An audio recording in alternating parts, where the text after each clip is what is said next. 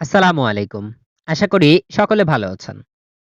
Imo profile story album কিভাবে delete করবেন? Imo profile story album delete.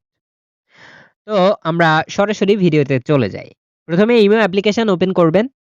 Imo application open করার পর আপনি হোম পেজে চলে আসবেন আপনার অ্যাপ্লিকেশনের।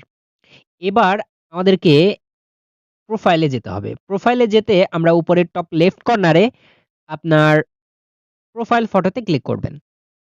ক্লিক করার পর এখানে আপনি চলে আসবেন। এই পেজ থেকে আপনি আপনার নামের উপর ক্লিক করবেন। তাহলে আপনি আপনার প্রোফাইলে চলে আসবেন। এবার এখান থেকে আমরা স্টোরি অ্যালবাম দেখতে পাচ্ছি। এখানে প্লাস চিহ্নতে ক্লিক করে আমি ৩ টা স্টোরি অ্যালবাম এড করে নিব। এখান থেকে স্টোরি থেকে আপনি এড করতে পারবেন। অর্থাৎ যেগুলো আপনি স্টোরিতে ছেড়েছেন সেগুলো ভিডিও, অডিও বা যা কিছু আপনি এখান থেকে এড করে নিতে পারবেন। আমি ৩ টা এড করে নিচ্ছি আপনাদের দেখানোর জন্য। এখানে নাম দিবেন। স্টোরি যেকোনো একটা নাম দিয়ে দিলাম। তারপর টিক চিহ্নতে ক্লিক করলে আমার স্টোরিতে এড হয়ে গেল। এবার প্রোফাইল থেকে এই স্টোরি অ্যালবামগুলো কিভাবে ডিলিট করব? ডিলিট করতে আমি এই ফটোটার উপর ক্লিক করব। অর্থাৎ আপনি যেটি ডিলিট করতে চান সেটির উপর ক্লিক করবেন। তারপর উপরের টপ রাইট কর্নারে যে ডিলিট আইকনটি আপনি দেখতে পাচ্ছেন, এখানে ডিলিট আইকনে ক্লিক করবেন।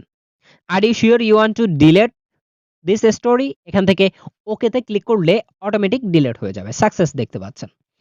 আমি ব্যাকে চলে আসি, দেখতে পাচ্ছেন একটা কমে গিয়েছে। এভাবে আমি সম্পূর্ণ স্টোরিগুলো ডিলিট করে নিব আগে।